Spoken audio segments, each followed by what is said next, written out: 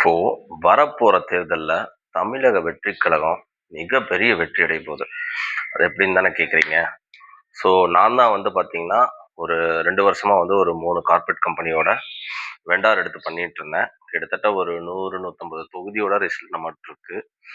எப்படி கள நிலவரம் அப்படின்னு பார்க்கும்போது, நான் நெறைய நியூஸ் சேனல பார்க்குறேன். அவங்க வந்து ஒரு பொய்யான தகவல தான் ஷேர் பண்றாங்க. ஒரு பொய்யான கருத்து கணிப்பு. அதாவது அவங்களுக்கு ஃபேவரான கட்சி, அவங்களுக்கு பேமெண்ட் குடுக்குறாங்க. ஸோ அந்த பேமெண்ட்டுக்கு ஏத்த மாரி, அந்த கட்சிக்கு சாதகமா தான் அவங்க சர்வே குடுக்குறாங்க.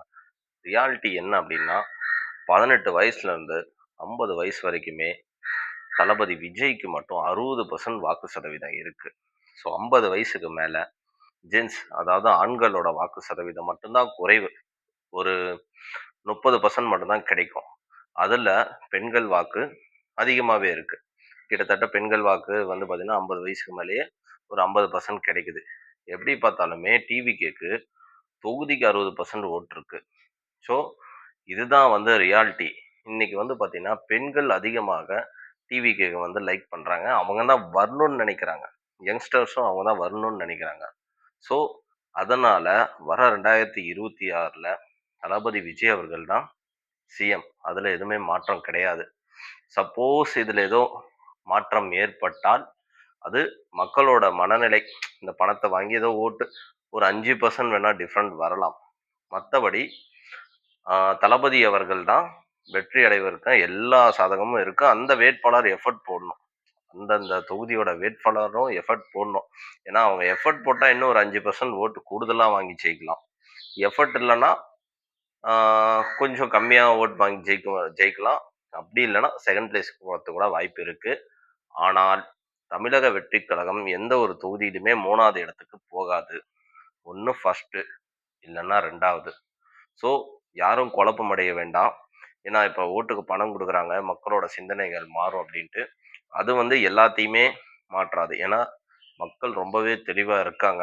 யாருக்கு ஓட்டு போடணும் அப்படிங்கிறத தெளிவா புரிஞ்சுக்கிட்டாங்க. அவர் சொன்ன வார்த்தைய தெளிவா புரிஞ்சுகிட்டு, அதுக்கு தகுந்த மாரி நடந்துக்கிறாங்க. ஸோ, கள நிலவரப்படி 18ல இருந்து 30 வயசு வரைக்குமே தமிழக வெற்றிக் கழகத்துக்கு 70% வாக்கு இருக்கு. 30லிருந்து 40 வரைக்குமே 60% வாக்கு இருக்கு. அந்த 40% வாக்கு ஏன் மிஸ் ஆகுது அப்படின்னா, இதுல ஆண் வாக்காளர்கள் தான் அதிக பெர்சன்டேஜ் வந்து மிஸ் ஆகும். காரணம் என்னன்னா, இவங்க வேற்று கட்சியில வந்து நிர்வாகிகளா இருக்காங்க. ஸோ, அதனால அந்த வாக்குகள் வந்து மாறுது. அதேபோல 40 வயசுக்கு மேல போனாலுமே பெண்கள் ஓட்டு முழுக்க முழுக்க தளபதிக்கு தான். ஒரு 30% ஓட்டு மட்டும் தான் வெளிய போகும்.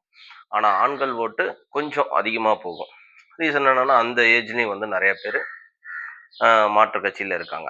ஏன் 50 பிளஸ்ல வந்து ஆண்கள் வாக்கு வந்து குறைவா இருக்குன்னா, இவங்க அந்த காலத்துல இருந்தே டிஎம்கே, ஏடிஎம்கே அந்த கட்சியில வந்து உறுப்பினராகவும் இருக்கிறதுனாலயும், அவங்களோட டிராவல் பண்ணிக்கிட்டு இருக்கிறதுனாலயும், அவங்க சர்க்கிள்ல இருக்க ஃப்ரெண்ட்ஸ் எல்லாருமே அந்த கட்சியை சார்ந்தவங்களா இருக்காங்க. ஸோ அதனால அவங்க அந்த கட்சிக்கு தான் வாக்கு செலுத்துறாங்க. முடிஞ்சா இவங்கள கேன்வாஸ் பண்றத விட, அவங்களுக்கு உட்கார்ந்து எடுத்து சொல்லி புரிய வையுங்க. அவ்வளவுதான். மத்தபடி 2026 நாம தான்.